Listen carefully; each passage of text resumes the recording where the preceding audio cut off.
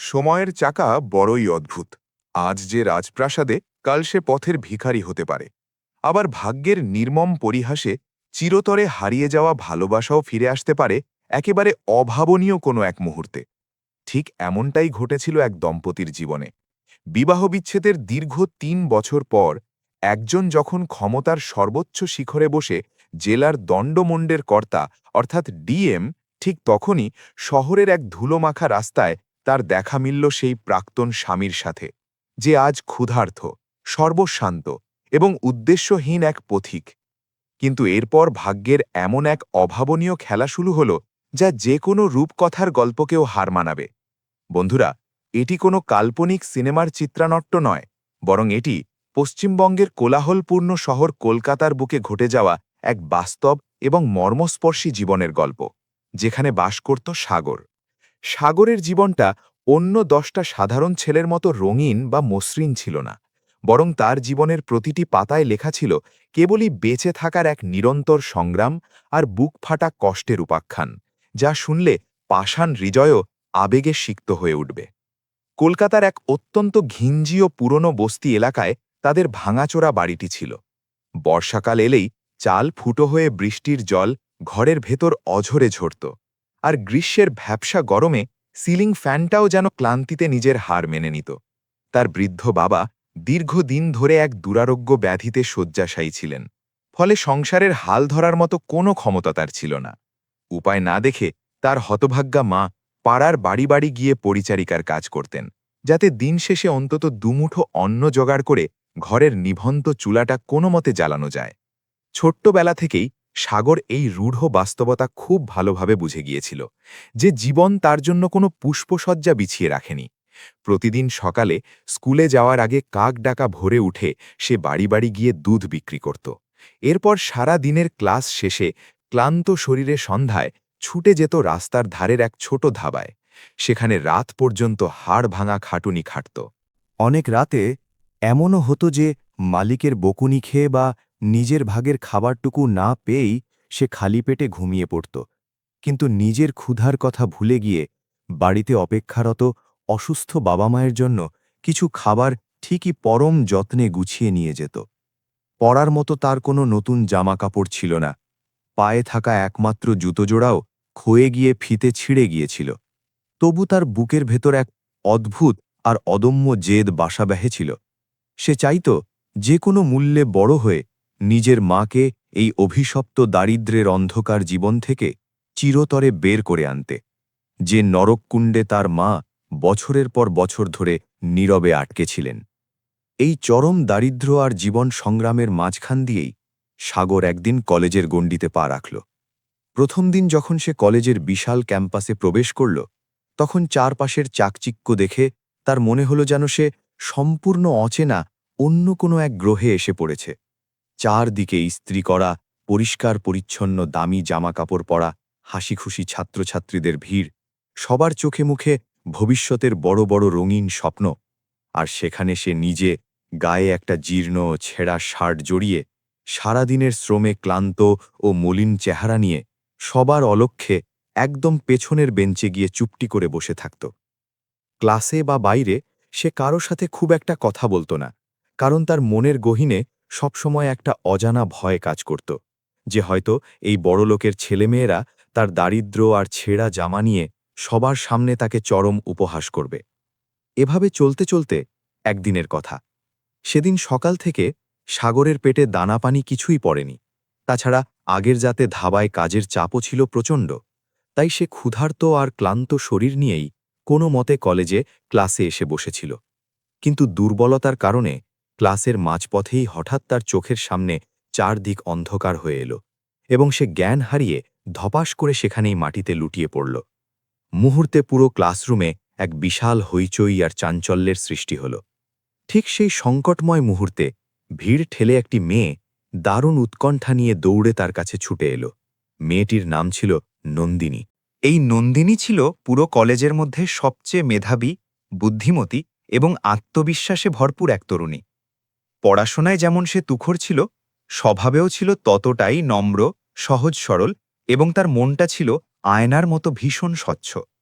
সে এক মুহূর্তও দেরি না করে অন্য বন্ধুদের সাহায্যে সাগরকে মাটি থেকে তুলে ধরল, চোখে মুখে জলের ঝাপটা দিয়ে পানি খাওয়ালো এবং নিজের ব্যাগ থেকে সযত্নে রাখা টিফিনের বাক্সটা সাগরের সামনে মেলে ধরল। সাগর আত্মসম্মানের কারণে প্রথমে খাবারটা নিতে কিছুটা ইতস্তত বোধ করছিল, কিন্তু তার শারীরিক অবস্থা তখন এতটাই শোচনীয় ছিল যে সে আর না করার মতো কোনো শক্তি পেল না। কাঁপা কাঁপা হাতে যেমনই সে প্রথম লোকমা খাবার নিজের মুখে তুলল, অমনি তার দু চোখ বেয়ে অঝরে জল গড়িয়ে পড়ল। সম্ভবত অনেকগুলো দিন পার হওয়ার পর সেদিনই সে একটু পেট ভরে ভালো কোনো খাবার খেতে পেরেছিল। সেই অবিস্মরণীয় দিনের পর থেকে নন্দিনী আর সাগরের মধ্যে এক অদ্ভুত, না বলা অথচ অত্যন্ত গভীর এক সম্পর্ক ধীরে ধীরে দানা বাঁধতে শুরু করল। নন্দিনী এখন প্রায়শই ক্লাসের ফাঁকে সাগরের পাশে এসে বসত, তার সাথে পড়াশোনা নিয়ে নানা আলোচনা করত এবং কখনো কখনো তাকে কিছু না জানিয়েই তার জন্য নিজের বাড়ি থেকে বাড়তি খাবারও নিয়ে আসত। সাগর নিজের হীনমন্যতার কারণে প্রথমে এই সম্পর্ক থেকে একটু দূরত্ব বজায় রাখার আপ্রাণ চেষ্টা করত, কিন্তু নন্দিনীর নিঃস্বার্থ, আন্তরিক এবং ভালোবাসায় মোড়ানো আপনত্বে ভেরা ব্যবহার সাগরের চারপাশে তৈরি করা অদৃশ্য সংকোচের দেওয়ালগুলোকে ধীরে ধীরে ভাঙতে শুরু করল। সময়ের সাথে সাথে তারা দুজনে একসাথে কলেজের লাইব্রেরিতে যাতায়াত করতে লাগল, ঘণ্টার পর ঘণ্টা পাশাপাশি বসে একসাথে পড়াশোনা করতে লাগল। সাগর এমনিতে অত্যন্ত তীক্ষ্ণ বুদ্ধিসম্পন্ন ও পরিশ্রমী ছিল, কিন্তু তার পারিবারিক ও আর্থিক পরিস্থিতি তাকে বারবার জীবনের দৌড়ে পিছিয়ে দিচ্ছিল। নন্দিনী তখন তার হাত ধরে তাকে সাহস জোগাত আর বোঝাত, সাগর, তুমি কখনো হাল ছেড়ো না, তোমার এই অমানসিক পরিশ্রম একদিন ঠিকই সাফল্যের মুখ দেখবে। নন্দিনীর এই আশা জাগানিয়া কথাগুলো শুনে সাগর ম্লান হাসত, কিন্তু তার অবচেতন মনে কোথাও না কোথাও একটা গভীর ভয় ঘাপটি মেরে বসে থাকত। সত্যিই কি সে কখনো এই অন্ধকার দারিদ্র্যের গহ্বর থেকে নিজেকে আর নিজের পরিবারকে বের করে আনতে পারবে?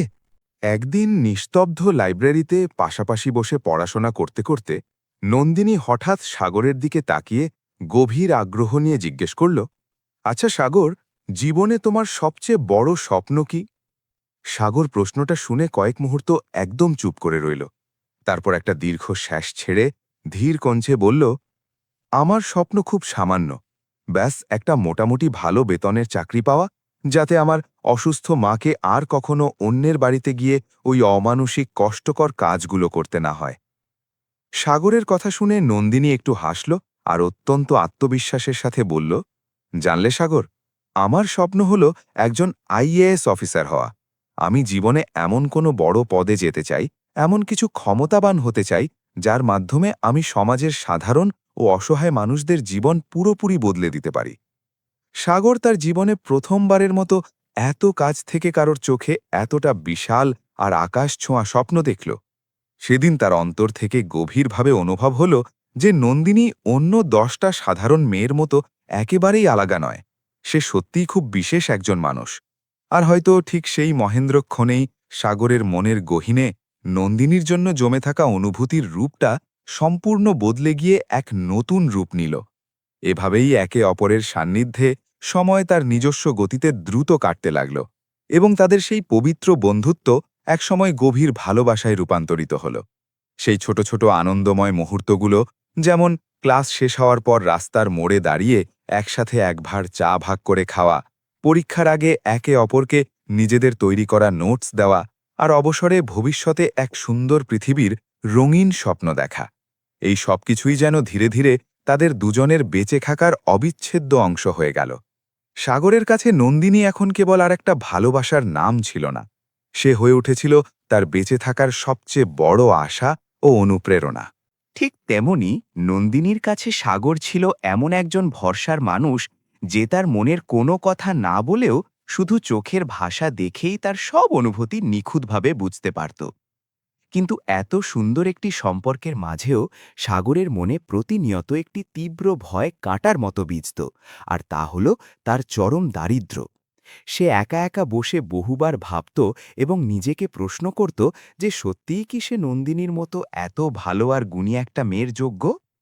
একদিন নিজের মনের সব দ্বিধা আর শঙ্কা একপাশে সরিয়ে রেখে সাগর অনেক সাহস জুটিয়ে নন্দিনীর সামনে গিয়ে দাঁড়াল এবং ভারাক্রান্ত কণ্ঠে বলল, নন্দিনী, আমি জানি না ভবিষ্যৎ কোথায় যাবে, তবে আমি হয়তো তোমাকে কখনো সুখে রাখতে পারব না। আমার পরিবারের করুণ আর্থিক অবস্থা তো তোমার অজানা নয়। সাগরের কথা পুরোপুরি শেষ হওয়ার আগেই নন্দিনী তার কথার মাঝখানে হঠাৎ বাধা দিয়ে অত্যন্ত দৃঢ়তার সাথে বলল, সাগর, আমি তোমার টাকা বা তোমার বর্তমান অবস্থা দেখে তোমাকে ভালোবাসিনি। আমি তোমার ওই সুন্দর আর পবিত্র মনটাকে দেখেছি, আর আমার সারা জীবনের জন্য কেবল ওটুকুই যথেষ্ট। নন্দিনীর মুখে এই নিঃস্বার্থ ভালোবাসার কথা শুনে সেদিন সাগরের দু চোখ বেয়ে আনন্দের বাঁধ ভাঙা অশ্রু ঝরতে শুরু করেছিল। তার অভিশপ্ত জীবনে প্রথমবারের মতো তার মনে হল যে হয়তো ঈশ্বর আর ভাগ্য তাকেও নতুন করে বাঁচার একটা চমৎকার সুযোগ উপহার দিচ্ছে। কলেজের পড়াশোনার পাঠ পুরোপুরি চুকে যাওয়ার পর দুজনে সিদ্ধান্ত নিল যে তারা এবার বিবাহ বন্ধনে আবদ্ধ হবে। কিন্তু তাদের এই অসম সম্পর্কের কথা শুনে উভয় পরিবারের দিক থেকেই তেমন কোনো সাহায্য বা সমর্থন জুটল না, বরং বিস্তর বাধা এলো।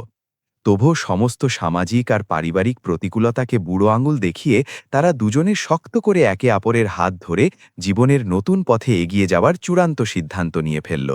শহরের এক প্রান্তে থাকা একটি অতি সাধারণ ও ছোট মন্দিরে কোনো ধরনের জাঁকজমক, অতিথি বা আড়ম্বর ছাড়াই ঈশ্বরকে সাক্ষী রেখে তারা দুজনে অত্যন্ত সাদামাটাভাবে বিয়েটা সেরে ফেলল। কিন্তু বিয়ের পরপরই যেন তাদের জীবনের সবচেয়ে কঠিন এবং আসল অগ্নিপরীক্ষা শুরু হয়ে গেল। মাথা গোজার ঠাঁই হিসাবে তারা নিল ঘিঞ্জি এলাকার একটি ছোট্ট ভাড়ার খুপড়ি ঘর। হাতে গোনা অত্যন্ত সীমিত কিছু টাকা, আর অন্যদিকে পাহাড় সমান একগাদা সংসারের দায়িত্ব তাদের কাঁধে এসে পড়ল। সংসার চালানোর তাগিদে সাগর অনেক কষ্টে একটি ছোটখাটো কোম্পানির সামান্য বেতনের চাকরি জোগাড় করল, যা দিয়ে মাস শেষে তাদের সংসার খুব অভাব আর কষ্টেই চলত। এর মাঝেই নন্দিনী তার পড়াশোনা পুরো দমে চালিয়ে যেতে লাগল, কারণ তার দু চোখে তখনও সেই আইএএস অফিসার হবার অদম্য স্বপ্ন জলজল করছিল। সাগর প্রতিদিন নিজেকে তার সাধ্যের চেয়েও অনেক বেশি নিংড়ে দিয়ে অমানসিক পরিশ্রম করত, যাতে নন্দিনীর পড়াশোনা বা অন্য কোনো কিছুর সামান্যতম অভাবও না হয়। সে নিজের শরীরের দিকে না তাকিয়ে অনেক গভীর রাত পর্যন্ত ওভারটাইম কাজ করত, আবার পরদিন খুব ভোরে উঠে কাজে ছুটত। আর এত কষ্টের পরও বাড়ি ফিরে এসে নিজের মুখে সবসময় একটা কৃত্রিম তৃপ্তির হাসি বজায় রাখত। অনেকদিন এমনও যেত যে সে নিজে দুপুরের খাবার না খেয়ে সেই টাকা বাঁচিয়ে নন্দিনীর জন্য ভালো খাবার ঠিকই কিনে নিয়ে আসত। তাদের দাম্পত্য জীবনের শুরুর দিকে নন্দিনী ও সাগরের এই অসীম ত্যাগগুলো খুব ভালোভাবে বুঝত, তাকে মানসিকভাবে প্রচুর সমর্থন করত এবং তার প্রতি কৃতজ্ঞ থাকত। কিন্তু সময়ের সাথে সাথে পরিস্থিতি তার নিজস্ব রূপ বদলাতে শুরু করল। সংসারের বাড়তি দায়িত্বের বিশাল বোঝা, প্রতিনিয়ত টাকার চরম অভাব এবং পরীক্ষায় বারবার ব্যর্থ হওয়ার এক অজানা মানসিক ভয়, এই সব নেতিবাচক দিকগুলো মিলে তাদের দুজনের জীবনে এমন এক ভয়ঙ্কর মানসিক চাপ তৈরি করতে শুরু করল, যা ধীরে ধীরে উই পোকার মতো তাদের সুন্দর সম্পর্কটাকে ভেতর থেকে পুরোপুরি ফাঁপা করে দিচ্ছিল। নন্দিনী এখন আর আগের সেই প্রাণোচ্ছল মেয়েটি ছিল না। সে সারাদিন ঘরের এক কোণে খুব বেশি চুপচাপ ও গুমড়ে থাকতে শুরু করেছিল, এবং সাগরের বলা অতি সাধারণ ও ছোট ছোট কথাতেও সে অকারণে ভীষণ বিরক্ত হয়ে উঠত। সাগর তার মন খারাপ বুঝতে পেরে তাকে বারবার শান্ত করার ও বোঝানোর আপ্রাণ চেষ্টা করত, কিন্তু প্রতিবারই তাদের মধ্যে কোনো না কোনো বিষয় নিয়ে অযথাই ভুল বোঝাবুঝি বা ঝগড়া হয়েই যেত। একদিকে সাগর সংসারের ঘানি টানতে গিয়ে দিনরাত গাধার মতো পরিশ্রম করে যাচ্ছিল, আর ঠিক অন্যদিকে নন্দিনী নিজের আকাশকুসুম স্বপ্নের বিশাল চাপে নিজের মনের ভেতরেই যেন ধসে পড়ছিল। একদিন রাতের বেলা সাগর যখন সারা দিনের হাড় ভাঙা খাটুনো শেষে অত্যন্ত ক্লান্ত শরীরে বাড়ি ফিরল, তখন সে ঘরে ঢুকে দেখল নন্দিনী কোনো কথা না বলে একদম চুপচাপ স্তব্ধ হয়ে বসে আছে। সাগর পরিস্থিতি হালকা করার জন্য নিজের মুখে একটা চওড়া হাসি ফুটিয়ে তুলে পরম উৎসাহে বলল, দেখো নন্দিনী, আজ আমি তোমার সবচেয়ে পছন্দের খাবার কিনে এনেছি। কিন্তু নন্দিনী তার দিকে একবার ফিরেও না তাকিয়ে অত্যন্ত নিরাসক্ত ও শীতল কণ্ঠে জবাব দিল, আমার খিদে নেই, আমি আজ কিছু খাব না। নন্দিনীর এমন অস্বাভাবিক আচরণ দেখে সাগর একেবারে হতবাক হয়ে গেল। সে তার বিবাহিত জীবনে প্রথমবারের মতো খুব গভীরভাবে অনুভব করল যে তাদের সম্পর্কের মাঝে কিছু একটা খুব ভয়ঙ্করভাবে বদলাচ্ছে, আর সেই বদলটা ঘটছে খুব গভীরভাবে এবং অত্যন্ত নীরবে। সে ঘুণাক্ষরেও জানত না যে নন্দিনীর এই অদ্ভুত নীরবতা অদূর ভবিষ্যতে তাদের সাজানো জীবনে এমন এক প্রলয়ঙ্করী ঝড় বয়ে নিয়ে আসতে চলেছে, যা তাদের দুজনের চেনা পৃথিবীটাকেই চিরতরে লণ্ডভণ্ড করে দেবে। সেই কাল রাতে সাগরের চোখে আর এক ফোঁটাও ঘুম এলো না। নন্দিনীর এই হঠাৎ বদলে যাওয়া রূঢ় আচরণ তার বুকের বাঁ পাশে কোথায় যেন একটা তীরের মতো গিয়ে খুব গভীরভাবে বিঁধেছিল। সে সারা রাত এপাশ ওপাশ করে কিছুতেই ভেবে কুল পাচ্ছিল না যে এত ভালোবাসার সম্পর্কে শেষ পর্যন্ত কি এমন বিষাক্ত জিনিস মিশে গেল। অবশেষে সে মনকে প্রবোধ দিয়ে ভাবল যে সম্ভবত সামনেই পরীক্ষা, তাই পড়াশোনার প্রচণ্ড চাপ থেকেই নন্দিনী এমন খিটখিটে আচরণ করছে। তাই পরদিন সকালে সে অফিস থেকে ছুটি নিয়ে সারা দিন বাড়িতেই সময় কাটানোর সিদ্ধান্ত নিল, যাতে সে নন্দিনীকে একটু মানসিকভাবে সঙ্গ দিতে পারে এবং তার মনটা একটু ভালো হয়। সকালে সাগর খুব তাড়াতাড়ি ঘুম থেকে উঠল। পা টিপে টিপে চুপচাপ রান্নাঘরে গিয়ে নিজ হাতে যত্ন করে নন্দিনীর জন্য 1 কাপ গরম চা বানিয়ে নিয়ে এলো। যখন সে চায়ের কাপটা খুব সাবধানে পড়ার টেবিলে নন্দিনীর সামনে নামিয়ে রাখল, নন্দিনী খাতা থেকে চোখ না তুলেই অত্যন্ত বিরক্তির সাথে শুধু এটুকু বলল, সাগর, আমাকে এখন মনোযোগ দিয়ে পড়তে দাও। প্লিজ এভাবে বারবার এসে আমাকে বিরক্ত করো না। সাগর একটুও রাগ না করে হালকা হেসে অত্যন্ত নরম স্বরে বলল, আমি তোমাকে বিরক্ত করতে আসিনি, আমি তো শুধু তোমার একটু সাহায্য করতে চাইছি। সাগরের এই কথা শুনে নন্দিনী এবার একটু চড়া ও তীক্ষ্ণ গলায় ধমক দিয়ে উঠল, আমার জীবনে এখন আর তোমার বা অন্য কারো কোনো সাহায্যের দরকার নেই। নিজের স্ত্রীর মুখে এমন নির্মম কথা শুনে সাগরের সেই অমলিন হাসিটা যেন চোখের পলকেই সেখানেই থমকে গিয়ে মিলিয়ে গেল। সে আর টুঁ শব্দ না করে মাথা নিচু করে চুপচাপ সেখান থেকে ফিরে গেল। সে সেই মুহূর্তে প্রথমবারের মতো খুব তীব্রভাবে উপলব্ধি করতে পারল যে তার প্রাণের চেয়ে প্রিয় নন্দিনী এখন তার জীবন থেকে যোজন যোজন দূরে চলে যাচ্ছে। এভাবেই এক এক করে দিন কাটতে লাগল, আর সময়ের সাথে পাল্লা দিয়ে নন্দিনীর ব্যবহারও আরও বেশি রুক্ষ ও অচেনা হতে শুরু করল। সে এখন আর আগের মতো সাগরের সাথে মন খুলে কোনো গল্প বা হাসি ঠাট্টা করত না। এমনকি সাগরের গায়ের ঘাম ঝরানো সেই অমানুষিক পরিশ্রমও যেন তার চোখে আর ধরা পড়ত না। তার পুরো চিন্তার জগৎ আর দুনিয়া এখন শুধু তার মোটা মোটা বই আর তার ওই আইএএস হওয়ার স্বপ্নের গণ্ডির মাঝেই পুরোপুরি গুটিয়ে গিয়েছিল।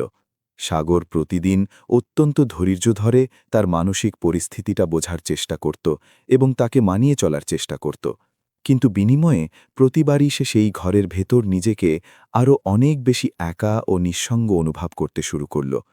এমন এক চরম দূরত্বের মাঝেই একদিন মাস শেষে সাগর তার পুরো মাসের বেতনের সব কটি টাকা খামের ভেতর ভরে এনে নন্দিনীর সামনে রেখে অত্যন্ত আশাবাদী কণ্ঠে বলল, এই নাও নন্দিনী, এই টাকাগুলো দিয়ে কালই তুমি তোমার নতুন কোচিং সেন্টারের ফিটা দিয়ে দাও।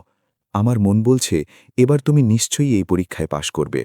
নন্দিনী সাগরের হাত থেকে টাকাগুলো তো অবলীলাই নিয়ে নিল, কিন্তু তার চেহারায় আগের মতো সেই কৃতজ্ঞতা বা খুশির লেশমাত্র আর দেখা গেল না, যা আগে অল্প কিছু পেলেই তার চোখে মুখে ফুটে উঠত। সে শুধু অত্যন্ত ভাবলেশহীনভাবে এটুকু উচ্চারণ করল, দেখি কি হয়। সাগরের জন্য ওই খামের ভেতরের কাগজগুলো শুধু কতগুলো টাকার নোট ছিল না, বরং ওটা ছিল তার পুরো মাসের মাথার ঘাম পায়ে ফেলা হাড় ভাঙা খাটুনির রক্তজল করা ফসল। নন্দিনীর ওই বিশাল স্বপ্ন পূরণ করতে সে দিনের পর দিন অনেক রাত নিজের ঘুম বিসর্জন দিয়ে গাধার মতো অমানুষিক কাজ করেছিল। কিন্তু নন্দিনীর ওই তাচ্ছিল্য ভরা কথা শুনে এখন তার গভীরভাবে মনে হতে লাগল যে সম্ভবত সে নিজে আর ওই স্বপ্নের কোনো গুরুত্বপূর্ণ অংশ বা অংশীদার হিসেবে নেই।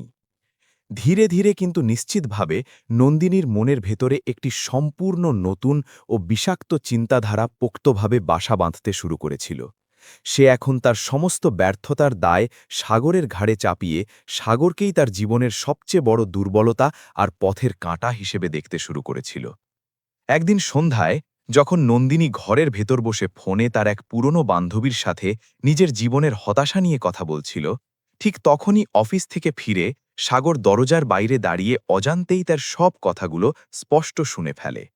নন্দিনী ফোন কানে নিয়ে চরম ক্ষোভের সাথে বলছিল, জিনিসটা আর বলিস না দোস্ত, আমি এই হতদরিদ্র আর ছন্ন ছাড়া জীবন নিয়ে একেবারে বীতশ্রদ্ধ হয়ে গেছি। না আছে হাতে কোনো টাকা, না আছে মনের কোনো শান্তি, আর তার উপর এই আনস্মার্ট আর গরিব সাগর। আমার তো এখন মনে হয় আবেগের বশে ওকে বিয়ে করে আমি আমার জীবনের সবচেয়ে জঘন্য আর বড় একটা ভুল করে ফেলেছি।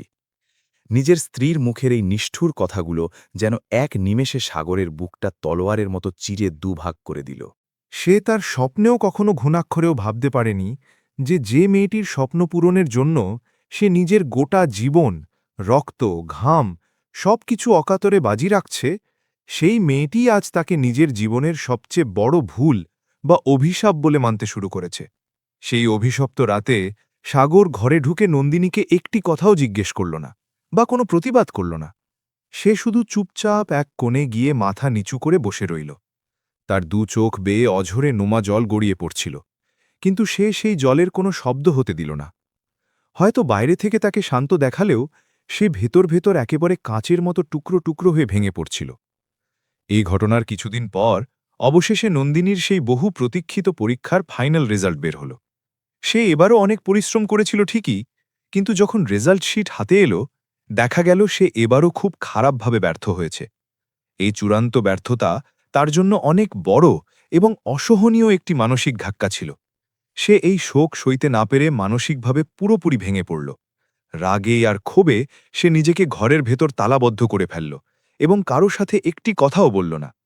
সাগর তার মনের অবস্থা বুঝতে পেরে তাকে সামলানোর আপ্রাণ চেষ্টা করল। বন্ধ দরজার বাইরে ঠায় বসে রইল আর বারবার অনুনয় করে বলতে লাগল, নন্দিনী, প্লিজ দরজাটা খোল, একবার আমার সাথে কথা বল, বিশ্বাস কর, একদিন সব ঠিক হয়ে যাবে। কিন্তু ভেতর থেকে দীর্ঘক্ষণ কোনো উত্তর বা সাড়া শব্দ এলো না। অনেকক্ষণ পর যখন সে খট করে দরজাটা খুলল, তখন সাগরের বুকটা কেঁপে উঠল। নন্দিনীর দু চোখ কান্নার কারণে একদম লাল জবা ফুলের মতো হয়েছিল, আর তার পুরো চেহারাটা যেন এক অদ্ভুত রাগ আর তীব্র হতাশায় পরিপূর্ণ ছিল। সে সাগরকে সামনে দেখেই একেবারে রাগে ফেটে পড়ে হিসিস করে বলে উঠল, আজ আমার এই করুণ পরিণতির জন্য একমাত্র তুমি দায়ী, সব তোমার জন্য হয়েছে। সাগর এই অভাবনীয় অভিযোগে একেবারে চমকে উঠে অবাকস্বরে বলল, আমার জন্য? আমি কি করলাম? নন্দিনী তখন উন্মাদের মতো চিৎকার করে উঠল, হ্যাঁ, সব তোমার জন্যই হয়েছে। আমার জীবনে যদি তোমার হাত ধরে আসা এই জঘন্য দারিদ্র্য আর এই সংসারের বস্তাপচা দায়িত্বগুলো না থাকত, যদি আমাকে প্রতিদিন প্রতিটি ছোট ছোট জিনিসের জন্য কুকুরের মতো লড়তে না হতো, তাহলে আজ আমাকে এই পরীক্ষায় ফেল করার মতো অপমান সহ্য করতে হতো না। নন্দিনীর এই ভয়ঙ্কর অভিযোগের সামনে সাগরের কাছে দেওয়ার মতো কোনো উত্তর বা যুক্তি ছিল না। সে শুধু পাথর হয়ে দাঁড়িয়ে তার সেই চেনা স্ত্রীর অচেনা রূপটার দিকে একদৃষ্টে তাকিয়ে রইল। সে তার ক্ষুদ্র মস্তিষ্কে কখনো ভাবতেও পারেনি যে নন্দিনী তার এই পৃথিবীতে বেঁচে থাকার অস্তিত্বকেই একদিন নিজের ব্যর্থতার মূল কারণ হিসেবে ধরে নেবে। ঠিক সেই অভিশপ্ত দিনের পর থেকে নন্দিনী মানুষের খোলস পাল্টে পুরোপুরি বদলে গেল। এখন সে সংসারের প্রতিটি ছোট বড় কাজে কথায় কথায় কেবল সাগরকেই দোষারোপ করতে লাগল। কোনোদিন তরকারিতে লবণ বেশি হলে বা খাবার ভালো না হলে সেটা সাগরের দোষ। তাদের থাকার ভাড়ার ঘরটা ছোট আর স্যাঁতসেঁতে হলে সেটাও সাগরের দোষ। এমনকি জীবন এত কঠিন ও সংগ্রামমুখর হলেও সব কিছুর পেছনে কেবল সাগরের অক্ষমতাকেই সে দায়ী করতে শুরু করল। একদিন রাতে খাবার টেবিলে বসে সাগর অত্যন্ত ভালোবেসে আর নরম সুরে নন্দিনীকে বোঝানোর চেষ্টা করে বলল, নন্দিনী, দেখো, পরিস্থিতি যেমনই হোক, আমরা দুজনে যদি একসাথে মিলে চেষ্টা করি তবে সব কিছুই আবার আগের মতো সুন্দর করে ঠিক করে নিতে পারি। কিন্তু এবার নন্দিনী যেন আর কোনো যুক্তিই শুনতে পারল না। সে প্রচণ্ড রাগে হাতের ভাতের থালাটা সজোরে মাটিতে ছুঁড়ে ফেলে দিয়ে বিকট শব্দে চিৎকার করে উঠল, আমাকে তোমার সাথে আর কোনো ছাইপাশ ঠিক করতে হবে না। তুমি এই কথাটা কেন বুঝতে পারছো না যে তুমি হলে আমার জীবনে ঘটে যাওয়া সবচেয়ে জঘন্য আর সবচেয়ে বড় ভুল? এই নির্মম ও সরাসরি কথাটি শোনার পর সাগরের বুকের ভেতর অবশিষ্ট থাকা শেষ আশা আর ভালোবাসাটুকুও একেবারে ভেঙে চুরমার হয়ে গেল। সে আর কোনো কথা না বলে কয়েক মুহূর্ত স্তব্ধ হয়ে সেই ছড়ানো ভাতের সামনে দাঁড়িয়ে রইল। তারপর অত্যন্ত ধীর পায়ে মাথা নিচু করে ঘর থেকে বাইরের অন্ধকারে চলে গেল। সেই দীর্ঘ নির্গুম রাতে সে খোলা আকাশের নিচে বসে অনেক হিসাব মেলাল আর ভাবল, সত্যিই কি সে তার ভালোবাসার নন্দিনীর জীবনের সবচেয়ে বড় বাধা আর বোঝা হয়ে দাঁড়িয়েছে? পরের দিন সন্ধ্যায় সাগর যখন অফিস থেকে ক্লান্ত শরীরে ফিরল, তখন সে ঘরের ভেতর পা রেখেই বুঝতে পারল যে চারদিকে এক অদ্ভুত ও থমথমে নিস্তব্ধতা বিরাজ করছে, যা যে কোনো বড় ঝড়ের পূর্বাভাস। নন্দিনী টেবিলের সামনে একদম চুপ করে বসেছিল আর তার হাতে ধরা ছিল কিছু আইনি কাগজ। সাগর একটু ইতস্তত করে কাপা কণ্ঠে জিজ্ঞেস করল, তোমার হাতে ওগুলো কিসের কাগজ, নন্দিনী?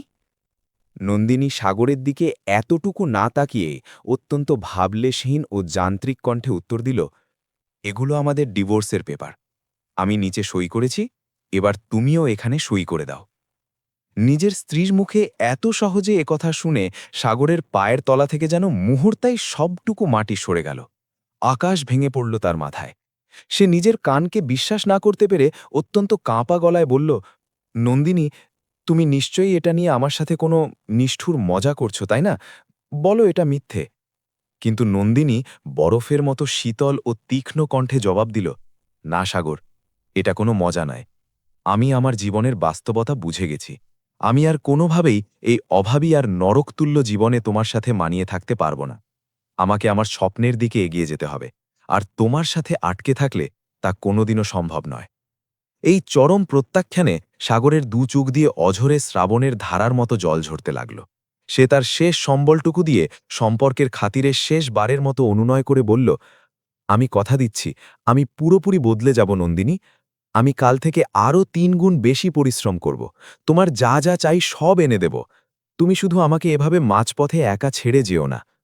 কিন্তু নন্দিনীর মন ততক্ষণে পাথরের চেয়েও বেশি শক্ত হয়ে গিয়েছিল। সেখানে অনুকম্পার কোনো জায়গা ছিল না। সে অত্যন্ত কঠোর ও নির্মমভাবে বলল, সাগর, কোনো ইমোশনাল ড্রামা করো না। প্লিজ চুপচাপ এই কাগজগুলোতে সই করে দাও এবং আমাকে মুক্তি দাও। আর কোনো উপায় না দেখে সাগরের ২ হাত কাঁপতে শুরু করল এবং সেই কাঁপা হাতেই সে চোখের জলে ঝাপসা হয়ে আসা সেই কাগজগুলোতে নিজের স্বাক্ষর করে দিল। সেই ভয়ঙ্কর মুহূর্তে সে কেবল তার একটি সুন্দর সম্পর্কের মৃত্যু সনদে নয়, বরং নিজের বাঁচার সমস্ত আশা আর পুরো দুনিয়ার ওপর যেন নিজের মৃত্যু পরোয়ানায় স্বাক্ষর করে দিয়েছিল। নিজের ছোট্ট জিনিসপত্র গুছিয়ে যখন সাগর সেই ভাড়া বাড়িটি ছেড়ে চিরতরে চলে যেতে লাগল, তখন সে দরজার কাছে দাঁড়িয়ে শেষবারের মতো বুক ভরা আশা নিয়ে নন্দিনীর দিকে তাকাল। তার অবচেতন মনে হয়তো তখনও একটি ক্ষীণ আশা টিমটিম করে জ্বলছিল, যে হয়তো শেষ মুহূর্তে নন্দিনী ছুটে এসে তার হাত ধরে তাকে আটকে নেবে এবং বলবে, সব ঠিক হয়ে যাবে। কিন্তু না, নন্দিনী পাথরের মূর্তির মতো একদম চুপ করে রইল। সাগর যখন দরজা পেরিয়ে যাচ্ছে, ঠিক তখন যাওয়ার আগে নন্দিনী পেছন থেকে শুধু এটুকু কথা ছুড়ে দিল, সাগর, মনে রেখো, যেই দিন আমি আমার লক্ষ্যে পৌঁছে একজন বড় ডিএম অফিসার হব, সেদিন তুমি নিজে থেকেই বুঝতে পারবে যে আজ তোমাকে ছেড়ে যাওয়ার এই সিদ্ধান্তটা আমি কতটা সঠিক নিয়েছিলাম। সাগর এই কথার পর পাল্টে আর একটি শব্দ উচ্চারণ করল না। সে বুক ভরা অভিমান নিয়ে চুপচাপ সেই চেনা বাড়ি থেকে অনন্ত অজানার পথে বেরিয়ে গেল, যে বাড়ির ৪ দেওয়ালে সে একসময় তার জীবনের সমস্ত রঙিন স্বপ্নগুলোকে নিজের হাতে তিল তিল করে সাজিয়েছিল। সেই বিভীষিকাময় দিনের পর সাগরের সাজানো জীবনটা যেন তাসের ঘরের মতো পুরোপুরি হুড়মুড় করে ভেঙে থচনচ হয়ে গেল। তার কাছে এখন না রইল নিজের বলে মাথা গোজার কোনো ঠিকানা, না রইল বাঁচার কোনো অবলম্বন, আর না রইল তাকে বুকে টেনে নেওয়ার মতো আপন কোনো মানুষ। সেই বিশাল আর কোলাহলপূর্ণ কলকাতার জনারণ্যে হঠাৎ করেই একদম বড্ড একা ও অসহায় হয়ে পড়ল। সে নিজেও জানত না যে তার এই দম বন্ধ করা একাকিত্ব তাকে ভাসিয়ে ভাসিয়ে ঠিক কোন অন্ধকারের দিকে নিয়ে যাবে। তবে তার কাছে শুধু এটুকু নির্মম সত্য নিশ্চিত ছিল যে তার জীবন এখন এমন এক খাদের কিনারে এসে দাঁড়িয়েছে, যেখান থেকে স্বাভাবিক জীবনে ফিরে আসার পথ আর একেবারেই সহজ বা সম্ভব ছিল না। চোখের পলকে ক্যালেন্ডারের পাতা উল্টে দীর্ঘ ৩টে বছর কেটে গিয়েছিল। প্রবাহমান সময়ের নদীর স্রোতের মতো অনেক কিছুই তার সাথে করে বদলে দিয়েছিল ঠিকই, কিন্তু বুকের ভেতরের কিছু গভীর ক্ষত এমন অদ্ভুত ছিল যা সময়ের প্রলেপেও না শুকিয়ে আজও একদম তাজা হয়েছিল। নন্দিনী এখন আর সেই ভীতু বা অভাবী মেয়েটি ছিল না, যে একসময় সাগরের সাথে একটা ছোট্ট ভাড়ার ঘরে ছেঁড়া মাদুরে বসে বড় হওয়ার স্বপ্ন দেখত। আজ তার সেই স্বপ্ন পূরণ হয়েছে। সে এখন এই শহরেরই একজন অত্যন্ত প্রভাবশালী ও দাপুটে জেলার ডিএম। তার আগে পিছে সরকারি নীল বাতির গাড়ি ঘোরে, থাকার জন্য বিশাল রাজকীয় বাংলো, চারদিকে নিশ্ছিদ্র নিরাপত্তা, মানুষের সেলাম আর সম্মান, সবকিছুই এখন তার পায়ের কাছে লুটোপুটি খাচ্ছিল। সাধারণ মানুষ তার গাড়ি দেখলেই ভয়ে ও সম্মানে মাথা নোয়াত, তার কলমের একটিমাত্র আঁচড়ে বা সিদ্ধান্তে জেলার বহু মানুষের জীবন নিমেষেই বদলে যেত। কিন্তু এত ক্ষমতা আর প্রাচুর্যের শিখরে বসে থাকার পরও যখনই সে দিন শেষে রাতের বেলায় নিজের সেই বিশাল শীতাতপ নিয়ন্ত্রিত ঘরে একা শুয়ে থাকত, এক অদ্ভুত এবং শ্বাসরোধকারী নিস্তব্ধতা তাকে চারদিক থেকে সাপের মতো ঘিরে ধরত। সেই একাকী নিস্তব্ধতায় তার চোখের সামনে প্রায়ই স্মৃতির পাতা থেকে একটা নিরীহ মুখ বারবার ভেসে উঠত, আর সেটা হল সাগরের মুখ।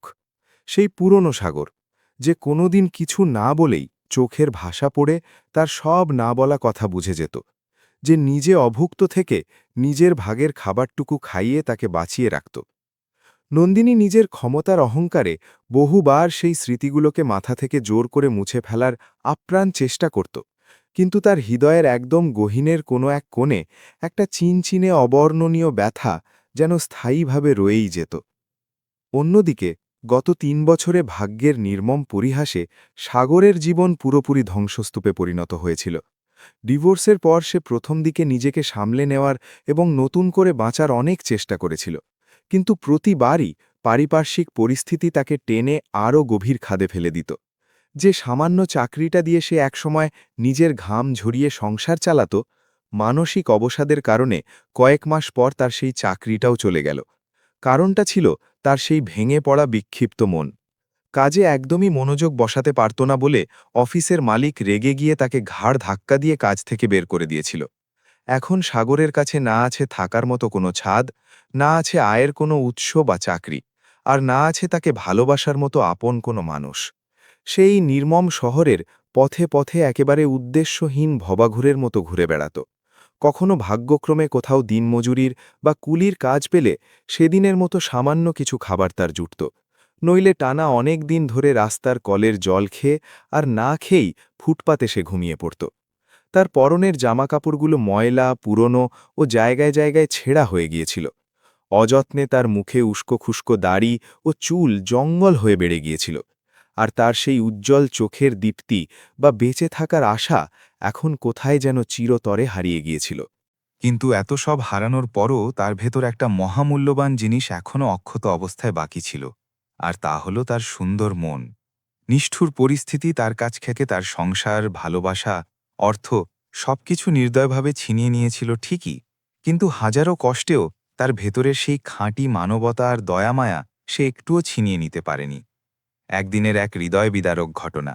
সেদিন সকাল থেকে সাগর সারা শহরের অলিগলিতে হন্যে হয়ে কাজের সন্ধানে ঘুরে বেড়াল, কিন্তু ভাগ্যের ফেরে কোথাও সে কোনো কাজ জুটল না। সন্ধ্যা হতে হতে ক্ষুধায় আর ক্লান্তিতে তার পা যেন আর সামনের দিকে এক পাও চলছিল না। সে বাধ্য হয়ে রাস্তার ধারে একটা বিশাল বটগাছের নিচে ধপাস করে বসে পড়ল। টানা কয়েকদিন ধরে তার পেটে ঠিকমতো কোনো দানাপানি পড়েনি, তাই দুর্বলতায় চোখের সামনে চারদিক কেমন যেন অন্ধকার হয়ে ঘনিয়ে আসছিল। ঠিক তখনই তার ঘোলাটে নজর পড়ল একটু দূরে ফুটপাতে বসে থাকা এক রুগ্ন ও জীর্ণ বৃদ্ধ মানুষের ওপর। লোকটিকে দেখে সাগরের নিজের চেয়েও অনেক বেশি দুর্বল আর অসহায় দেখাচ্ছিল। তার শীর্ণ হাত দুটো থরথর করে কাঁপছিল এবং সে বারবার নিজের শুকনো পেটে হাত রাখছিল, যা দেখে স্পষ্ট বোঝা যাচ্ছিল যে সে অনেক দিন ধরে অনাহারে আছে। সাগর তখন পরম মমতায় নিজের ছেঁড়া পকেট হাতড়াল। সেখানে অতি কষ্টে জমানো মাত্র 10টি টাকার একটা পুরনো নোট ছিল। এটাই ছিল তার সেই মুহূর্তের সর্বমোট সম্পত্তি। সে কিছুক্ষণ আগেই ভেবেছিল যে ওই শেষ সম্বলটুকু দিয়ে আজ অন্তত একটা পাউরুটি কিনে খেয়ে নিজের এই নাড়ি কাটা ক্ষুধা মেটাবে। কিন্তু যখন সে সেই অসহায় ও অভুক্ত বৃদ্ধ মানুষটির করুণ অবস্থার দিকে তাকাল, তার ভেতরের সেই হারিয়ে যাওয়া মানবিক সত্তাটা প্রবলভাবে নড়ে উঠল। সে নিজের কষ্ট ভুলে ধীরে ধীরে উঠে দাঁড়াল। তারপর রাস্তার পাশের কাছের একটা ঠেলাগাড়ির দোকান থেকে ওই 10 টাকা দিয়ে একটা রুটি আর সামান্য একটু তরকারি কিনে এনে অত্যন্ত সযত্নে সেই বৃদ্ধের সামনে পাতা কাগজের ওপর রেখে দিল। সেই ক্ষুধার্ত বৃদ্ধ মানুষটি প্রথমে বিস্ময়ে হতবাক হল, তারপর তার কোটরাগত চোখে কৃতজ্ঞতার জল ছলছল করে উঠল। সে তার কাঁপা কাঁপা হাত দুটো দিয়ে পরম তৃপ্তিতে সেই খাবারগুলো নিয়ে গোগ্রাসে খেতে শুরু করল। সাগর একটু দূরে দাঁড়িয়ে এক দৃষ্টে তাকে খাচ্ছে দেখছিল। তার নিজের পেটে তখন খিদেতে যেন ইঁদুর দৌড়াচ্ছিল, নাড়িতে টান ধরছিল, কিন্তু তার সেই মলিন ও রুক্ষ চেহারায় এক অদ্ভুত স্বর্গীয় প্রশান্তি খেলা করছিল। হয়তো নিজের চরম অভাবের মাঝেও অন্যের ক্ষুধা মিটিয়ে নিজের পেটের ক্ষুধা ভুলে যাওয়ার এক ঐশ্বিক অভ্যাস তার এই ৩ বছরে খুব ভালোভাবে হয়ে গিয়েছিল। ধীরে ধীরে রাত আরও গভীর হতে লাগল। সাগর ক্লান্ত শরীর নিয়ে কাছেই রাস্তার ধারের কঠিন ফুটপাতে একটু পরিষ্কার জায়গা খুঁজে নিয়ে শুয়ে পড়ল। খোলা আকাশের জলজলে তারার দিকে তাকাতেই আজ তার ২ চোখ বেয়ে গরম পানি এসে গেল। সে একটা দীর্ঘশ্বাস ছেড়ে শূন্যে তাকিয়ে নিজেকে ফিসফিস করে বলল, কে জানে, হয়তো এই ফুটপাতে ধুকে ধুকে মরাই আমার কপালের লিখন ছিল। ওদিকে ঠিক একই সময়ে এই একই শহরের অন্য প্রান্তে নন্দিনী নিজের সেই সরকারি নীলবাতির বিলাসবহুল গাড়িতে বসে জেলার এক গুরুত্বপূর্ণ প্রশাসনিক মিটিং শেষ করে নিজের বাংলোর দিকে ফিরছিল। তার গাড়ির সাথে প্রোটোকল অনুযায়ী সশস্ত্র সিকিউরিটি গার্ড আর ব্যক্তিগত ড্রাইভার ছিল। রাতের রাস্তায় সে সময় বেশ ভালোই ট্রাফিক জ্যাম ছিল এবং তাদের কনভয় খুব ধীরে ধীরে এগোচ্ছিল। হঠাৎ গাড়ির কাঁচের ভেতর দিয়ে নন্দিনীর উদাস নজর রাস্তার ধারের অন্ধকারে পড়ে থাকা এক জীর্ণ শীর্ণ লোকের ওপর গিয়ে পড়ল। লোকটাকে দেখে চরম দুর্বল আর শীর্ণকায় দেখাচ্ছিল, যেন যুগের পর যুগ ধরে সে অভুক্ত। নন্দিনী প্রথমে একজন সাধারণ ভিখারি ভেবে সেখান থেকে নিজের চোখ ফিরিয়ে নিয়েছিল, কিন্তু পরমুহূর্তেই তার মনে হলো সেই রাস্তার ধারের লোকটির আবছা চেহারায় এমন অদ্ভুত আর চেনা কিছু একটা ছিল যা তার অবচেতন মনকে প্রবলভাবে ধাক্কা দিল এবং তাকে দ্বিতীয়বার সেই দিকে তাকাতে বাধ্য করল। গাড়ি থামাও, নন্দিনী হঠাৎ করেই নিজের অজান্তে বেশ জোরে বলে উঠল। নির্দেশ পাওয়া মাত্রই ড্রাইভার সাথে সাথে কষে ব্রেক চাপল। নীলবাতির গাড়িটা ক্যাচ শব্দ করে একেবারে রাস্তার ঠিক ধারে এসে থেমে গেল। পেছনের গাড়ি থেকে সিকিউরিটি গার্ড তড়িহুড়ি করে নেমে এসে অবাক হয়ে জিজ্ঞেস করল, ম্যাডাম, কোনো সমস্যা? সব ঠিক আছে তো? নন্দিনী গার্ডের কথার কোনো উত্তর না দিয়ে নিজেই দ্রুত গাড়ির দরজা খুলল এবং রাস্তায় নিচে নেমে গেল। সে মন্ত্রমুগ্ধের মতো অত্যন্ত ধীরে ধীরে সেই রাস্তার ধারের লোকটার দিকে পায়ে পায়ে এগিয়ে যেতে লাগল। সে যত তার কাছে যাচ্ছিল তার বুকের ভেতরের হৃৎপিণ্ডটা তত দ্রুত হাতুড়ির মতো স্পন্দিত হতে লাগল। ওই ধুলোমাখা মুখ, ওই বিষণ্ণ চোখ, এ কোনোভাবেই কোনো অচেনা পথের মানুষের হতে পারে না। সাগর! তার অবচেতন মন থেকেই হঠাৎ করে তার নিজের অজান্তেই কাপা ঠোঁট চিরে দীর্ঘ ৩ বছর পর নামটা সশব্দে বেরিয়ে এলো। নিজের নাম ধরে ডাকার সেই পরিচিত গলার স্বর শুনে সাগর চমকে উঠে খুব ধীরে ধীরে নিজের মাথাটা উপরের দিকে তুলল। নিজের ঠিক সামনে একেবারে মুখোমুখি নন্দিনীকে দাঁড়িয়ে থাকতে দেখে সে কয়েক মুহূর্তের জন্য যেন আক্ষরিক অর্থেই পাথর হয়ে গেল। তার ঘোলাটে চোখের দৃষ্টিতে একই সাথে দীর্ঘদিনের জমানো অনেকগুলো মিশ্র আবেগ খেলা করছিল। প্রচণ্ড অবাক হওয়া, বুক ফাটা কষ্ট, চরম অভিমান এবং এক অদ্ভুত অচেনা দূরত্ব। শহরের ওই ব্যস্ত রাস্তার ধারে তারা দুজনে পুরো কয়েক সেকেন্ড পর্যন্ত পলকহীনভাবে শুধু একে অপরের চোখের দিকে নির্বাক হয়ে তাকিয়ে রইল। তাদের মনে হল চারপাশের চলন্ত দুনিয়াটা যেন জাদুর মতো একেবারে থমকে দাঁড়িয়ে গেছে। রাস্তার গাড়ির হর্নের আওয়াজ, উৎসুক মানুষের কোলাহল, সবকিছুই যেন তাদের শ্রবণ শক্তি থেকে অন্য কোনো শূন্যতায় হারিয়ে গিয়েছিল। নীরবতা ভেঙে নন্দিনী অত্যন্ত কাঁপা গলায় ও অবিশ্বাসের সুরে বলল, সাগর, এসব কি হাল করেছ তুমি নিজের? তোমার এই অবস্থা কেন? সাগর কথা শুনে অত্যন্ত মলিন ও হালকাভাবে একটু হাসল, কিন্তু তার সেই হাসির আড়ালে লুকিয়েছিল পৃথিবীর সমস্ত না বলা কষ্ট আর তীব্র অভিমান। সে তার দৃষ্টি নন্দিনীর দিক থেকে নিচু করে নিল এবং অত্যন্ত ধীর ভাবলেশহীন স্বরে বলল, আমার সব ঠিক আছে ম্যাডাম, চিন্তার কোনো কারণ নেই। ম্যাডাম! সাগরের মুখ থেকে বের হওয়া এই ৩টি অক্ষরের শব্দটি নন্দিনীর বুকে যেন বিষাক্ত তীরের মতো গিয়ে বিঁধল।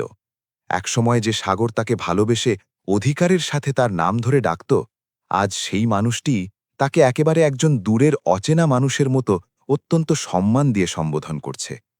নন্দিনী তাকে অনেক কিছু বলতে চাইছিল, ক্ষমা চাইতে চাইছিল, কিন্তু কান্নার দলায় শব্দগুলো তার গলাতেই আড়ষ্ট হয়ে আটকে গেল। সে সাগরের বর্তমান শোচনীয় অবস্থাটা আপাদমস্তক দেখল। গায়ে জড়ানো ছেঁড়া ও নোংরা জামা, অপুষ্টিতে ভোগা দুর্বল শরীর, কোটরাগত ক্লান্ত চোখ, আর সাথে সাথে তার নিজের নেওয়া অতীতের সেই সমস্ত নির্মম আর স্বার্থপর সিদ্ধান্তগুলোর কথা এক এক করে চোখের সামনে বায়োস্কোপের মতো ভাসতে শুরু করল। ঠিক সেই চরম আবেগঘন মুহূর্তেই কাছাকাছি রাস্তার মোড়ে হঠাৎ করে একটা বিশাল শোরগোল ও চেঁচামেচি পড়ে গেল। সেই যে অসহায় বৃদ্ধ লোকটি যাকে সাগর একটু আগে নিজের শেষ সম্বলটুকু দিয়ে খাবার কিনে খাইয়েছিল, তিনি হঠাৎ করে মাথা ঘুরে জ্ঞান হারিয়ে রাস্তার ওপর ধপাস করে পড়ে গেছেন। নিমেষেই সেখানে অনেক সাধারণ মানুষ গোল হয়ে জড়ো হয়ে গেল। কিন্তু আশ্চর্যের বিষয় হল কেউ তাকে মাটি থেকে তুলে একটু সাহায্য করার বা হাসপাতালে নেওয়ার জন্য এতটুকুও প্রস্তুত ছিল না। সাগরের কানে এই শব্দ পৌঁছতেই সে এক মুহূর্ত দেরি না করে বা নিজের দুর্বল শরীরের কথা চিন্তা না করে সেদিকে দ্রুত দৌড় দিল। সে ভিড় ঠেলে সেই বৃদ্ধ মানুষটিকে মাটি থেকে নিজের কোলে তুলল, তাকে শক্ত করে ধরে রাখল এবং ভিড়ের দিকে তাকিয়ে চিৎকার করে বলল, দাঁড়িয়ে তামাশা না দেখে কেউ অন্তত একটা অটো বা ট্যাক্সি ডাকুন, জলদি ওনাকে হাসপাতালে নিতে হবে। কিন্তু অমানবিক ভিড়ের মধ্যে কিছু মানুষ পকেট থেকে মোবাইল বের করে শুধু দাঁড়িয়ে দাঁড়িয়ে ছবি তুলছিল আর তামাশা দেখছিল। নন্দিনী একটু দূরে দাঁড়িয়ে স্তম্ভিত হয়ে এসব দৃশ্য নিজের চোখে দেখছিল। সে রীতিমতো অবাক হচ্ছিল এই ভেবে যে হতভাগ্য মানুষের কাছে নিজেরই পেট চালানোর বা মাথা গোজার কিছু নেই, সে সম্পূর্ণ অন্য একজন অচেনা মানুষের জন্য এতটা ব্যাকুল হয়ে দুশ্চিন্তা করছে। সাগর যখন দেখল কেউ সাহায্য করছে না, তখন সে এদিক ওদিক দেখল, তারপর নিজের কাঁধেই সেই জ্ঞানহীন বৃদ্ধ মানুষটিকে তুলে নিল এবং কাছের একটা সরকারি হাসপাতালের দিকে নিজের সর্বোচ্চ শক্তি দিয়ে ছুটতে শুরু করল। তার নিজের পা দুর্বলতায় টলমল করছিল, শরীরে পুষ্টি না থাকায় হাঁপিয়ে উঠছিল, কিন্তু তার ওই বৃদ্ধকে বাঁচানোর সংকল্প ছিল ইস্পাতের মতো দৃঢ়। সাগরের এই নিঃস্বার্থ দৌড় দেখে নন্দিনীর পা যেন কোনো এক অদৃশ্য জাদু বলে আপনা আপনিই তার পেছন পেছন সামনের দিকে এগিয়ে চলল। তার দুই চোখ বেয়ে অনুশোচনার গরম পানি ঝরছিল। আজ সে ক্ষমতার চেয়ারে বসে প্রথমবারের মতো খুব গভীরভাবে অনুভব করল যে জীবনের আসল শক্তি বা ক্ষমতা কি জিনিস। সেটা ডিএম পদের ক্ষমতা বা ব্যাংক ভর্তি টাকা নয়, বরং সেটা হলো এই নিঃস্বার্থ মানবতা। হাসপাতালের ইমার্জেন্সি গেট পর্যন্ত পৌঁছাতে পৌঁছাতে সাগরের শ্বাস প্রচণ্ড ভারী হয়ে গিয়েছিল। বুক হাঁপড়ের মতো ওঠানামা করছিল, কিন্তু সে শেষ মুহূর্ত পর্যন্ত হার মানেনি। সে ওই অবস্থায় বৃদ্ধ মানুষটিকে ভেতরে নিয়ে গিয়ে বেডে শোয়ালো এবং প্রাণপণে ডাক্তারকে ডাকতে লাগল। নন্দিনী ইমার্জেন্সি ওয়ার্ডের দরজার আড়ালে দাঁড়িয়ে এই সমস্ত দৃশ্য অবাক হয়ে দেখছিল। তার বুকের ভেতর আর মনের ভেতর অনুশোচনার এক প্রবল সুনামি উঠে গিয়েছিল।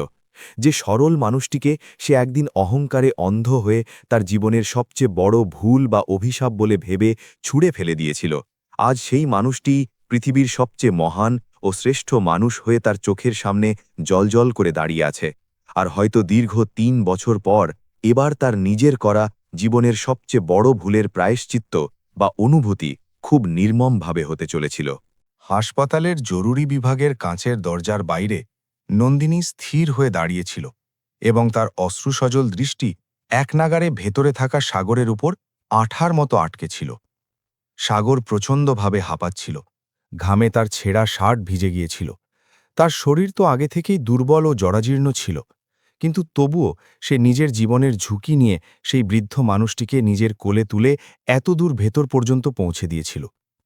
ডিউটিরত ডাক্তার সাগরের ডাকাডাকিতে সাথে সাথে ছুটে এসে সেই বৃদ্ধকে ভেতরের আইসিইউ রুমে নিয়ে গেলেন।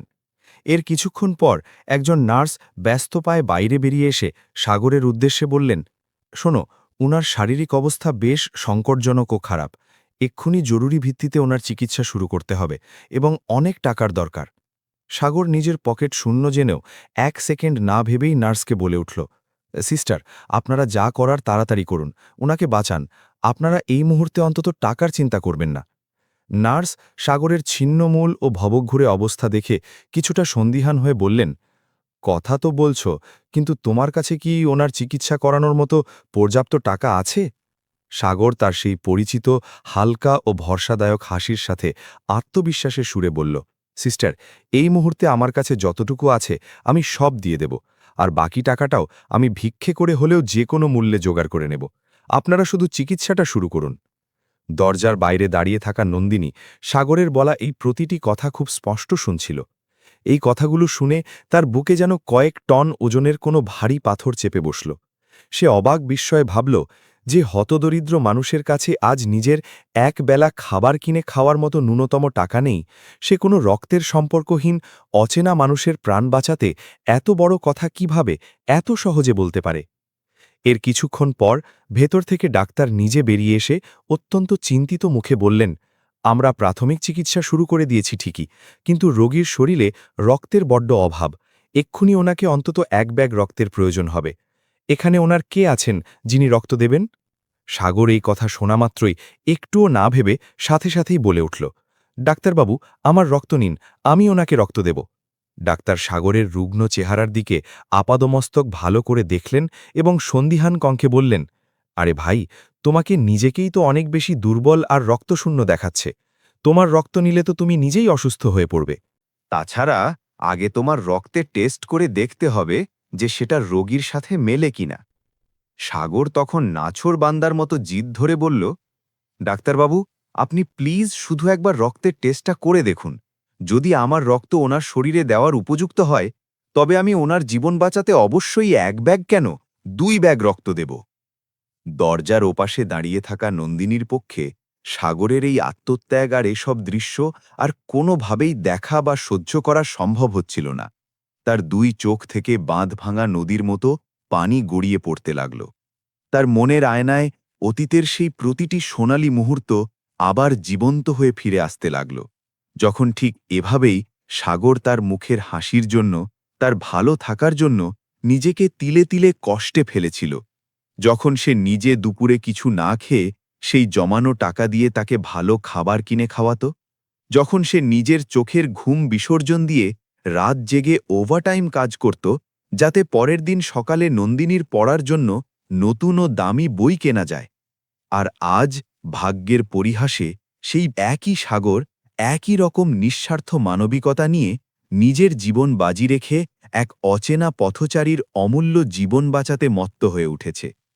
কিছুক্ষণ পর প্যাথোলজি থেকে সাগরের রক্তের টেস্ট করা হলো এবং রিপোর্ট দেখে ডাক্তার কিছুটা অবাক হয়ে বললেন, ভাগ্য ভালো যে তোমার রক্তের গ্রুপের সাথে রোগীর রক্ত হুবহু মিলে গেছে, কিন্তু তোমার নিজের শরীরের অবস্থাও তো একদম ঠিক নেই।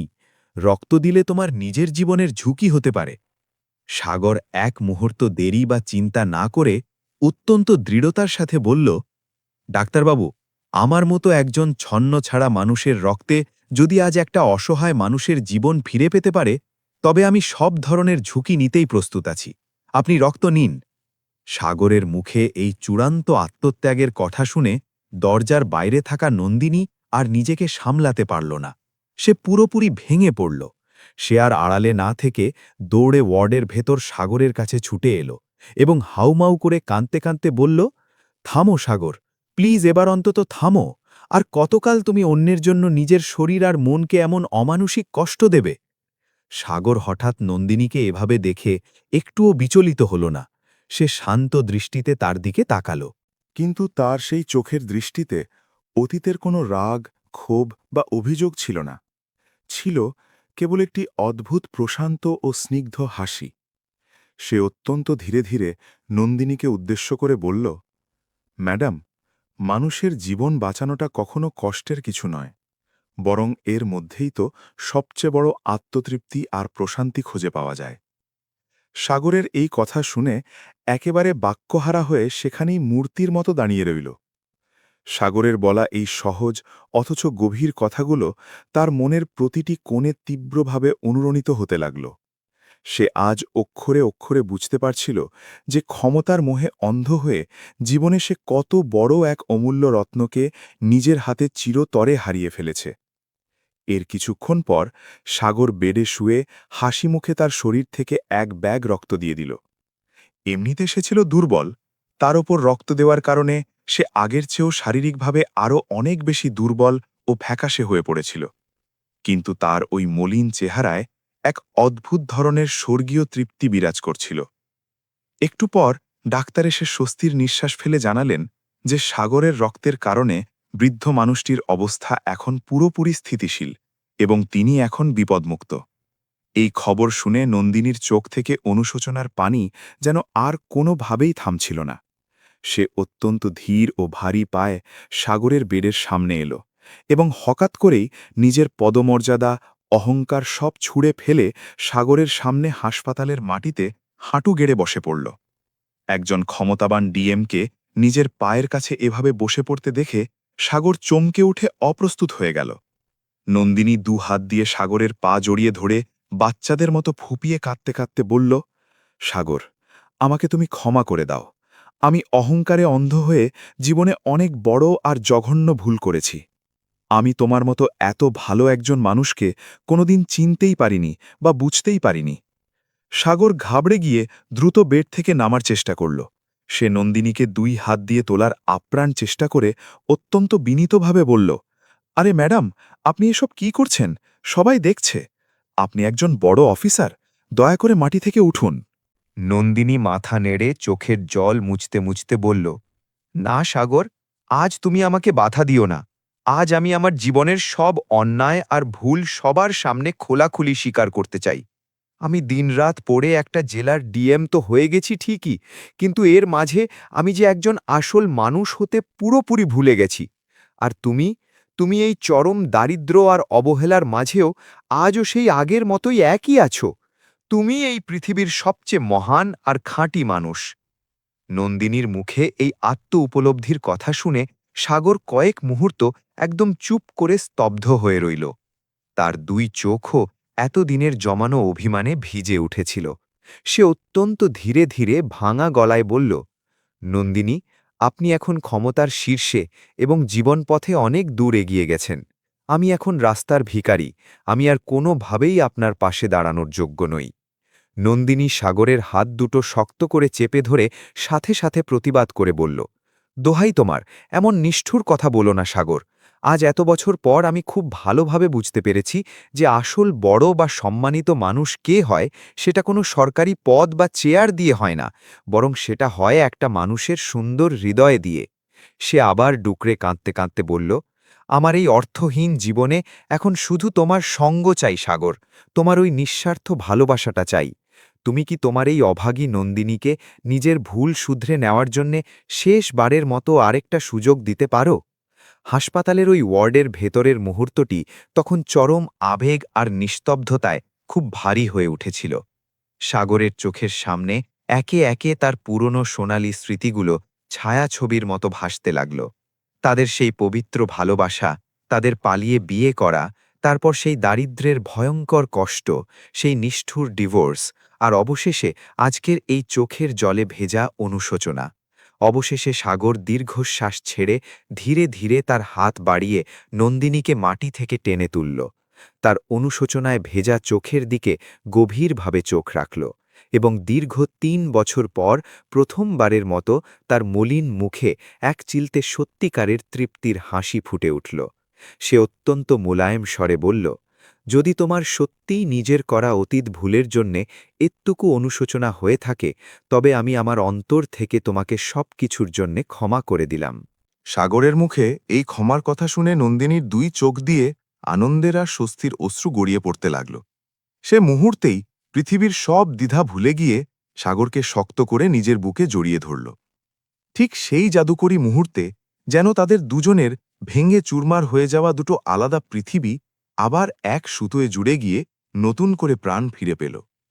এই ঘটনার পর দেখতে দেখতে বেশ কয়েক মাস কেটে গেল এবং সেই শহরে এই দম্পতির এক সম্পূর্ণ নতুন ও সুন্দর সূচনা হল। নন্দিনী তখনও সেই জেলার ডিএম হিসেবে কর্মরত ছিল, কিন্তু এখন তার প্রতিটি প্রশাসনিক কাজ ও সিদ্ধান্তগুলোর মধ্যে এক নতুন ধরনের সংবেদনশীলতা ও মায়া এসে গিয়েছিল। আর সাগর, সে এখন আর সেই রাস্তার ধারে একা পড়ে থাকা কোনো ভবক ঘুরে ছিল না। সে সম্মানের সাথে নন্দিনীর পাশে এসে দাঁড়িয়েছিল, এমন একজন অসাধারণ জীবনসঙ্গী হিসেবে যে নিজের নিঃস্বার্থ মানবতা দিয়ে জেলার সব সাধারণ মানুষের হৃদয় জয় করে নিয়েছিল। দুজনে মিলে হাতে হাত রেখে সমাজসেবার একটি চমৎকার ছোট মিশন শুরু করল, যার লক্ষ্য ছিল গরিব, অনাহারী এবং অসহায় বয়স্ক মানুষদের প্রতিদিন নিয়ম করে সাহায্য করা। নিয়তির কি অদ্ভুত খেলা! শহরের ঠিক যে ফুটপাতে একসময় সাগর নিজে টানা কয়েকদিন না খেয়ে অভুক্ত অবস্থায় রাত কাটাত, ঠিক আজ সেই একই জায়গায় দাঁড়িয়ে সে নিজ হাতে শয়ে শয়ে ক্ষুধার্ত মানুষকে পেট ভরে খাবার খাওয়াত। নন্দিনী এখন প্রশাসনিক কাজের বাইরে তার ব্যক্তিগত জীবনের প্রতিটি সিদ্ধান্তে সাগরের ভাবনা ও মতামতকেও অত্যন্ত গুরুত্বের সাথে যুক্ত করত। সাধারণ মানুষ প্রায়ই তাদের কাজ দেখে মুগ্ধ হয়ে বলত, আমাদের ডিএম ম্যাডাম সত্যি মানুষ হিসেবে খুব ভালো। কিন্তু নন্দিনী তখন সাগরের দিকে তাকিয়ে একগাল হাসি মুখে গর্বের সাথে বলত, আমি নই, বরং ভালো তো আমার এই মানুষটা। আমি তো প্রতিনিয়ত কেবল ওর মহৎ কাজগুলো দেখে ওর কাছ থেকেই মানুষ হওয়ার পাঠ শিখছি। বন্ধুরা, এই বাস্তব ও মর্মস্পর্শী গল্পটি থেকে আমরা আমাদের জীবনের জন্য এই অমূল্য শিক্ষাই পাই যে পৃথিবীতে একজন মানুষের আসল পরিচয় তার ব্যাংক ব্যালেন্স, তার বড় পদ বা তার টাকা দিয়ে কখনো নির্ধারণ করা যায় না, বরং তার আসল পরিচয় লুকিয়ে থাকে তার সুন্দর হৃদয় এবং তার মহৎ কর্মের মধ্যে। মানুষের যে কোনো জাগতিক সফলতা তখনই তার আসল পূর্ণতা পায় যখন তার সেই সফলতার মধ্যে নিঃস্বার্থ মানবতা ও দয়ামায়া মিশে থাকে। আর সত্যিকারের পবিত্র ভালোবাসা কখনো কোনোভাবেই শেষ হয়ে যায় না, বরং এটি সময়ের কঠিন পরীক্ষায় পুড়ে পুড়ে আরও খাঁটি ও মজবুত হয়ে ওঠে। এবার এই গল্পের শেষে আপনাদের কাছে আমার একটি ছোট্ট প্রশ্ন রইল। আপনারা একটু ভেবে বলুন তো, আপনারা যদি আজ সাগরের জায়গায় থাকতেন তবে কি এত অপমানের পরও নন্দিনীকে এত সহজে ক্ষমা করতে পারতেন? আর যদি নন্দিনীর জায়গায় থাকতেন তবে কি নিজের অহংকার ভুলে এভাবে সবার সামনে নিজের ভুল স্বীকার করে নিতে পারতেন? বন্ধুরা, এই ছিল আমাদের আজকের একটি শিক্ষণীয় ও হৃদয়স্পর্শী গল্প। আপনাদের সবার কাছে এই গল্পটি ঠিক কেমন লেগেছে তা অবশ্যই আমাদের কমেন্ট বক্সের মাধ্যমে লিখে জানাবেন। পাশাপাশি গল্পটি ভালো লেগে থাকলে আমাদের চ্যানেল কালাম ভয়েসকে সাবস্ক্রাইব করে আমাদের পাশে থাকতে একদম ভুলবেন না। বন্ধুরা, আপনাদের সাথে আবার দেখা হচ্ছে এমনই আরেকটি মন ছুঁয়ে যাওয়া চমৎকার গল্পের সাথে। ততক্ষণের জন্য আপনাদের সবাইকে আমাদের তরফ থেকে মন থেকে অসংখ্য ধন্যবাদ ও শুভেচ্ছা। ভালো থাকবেন সবাই।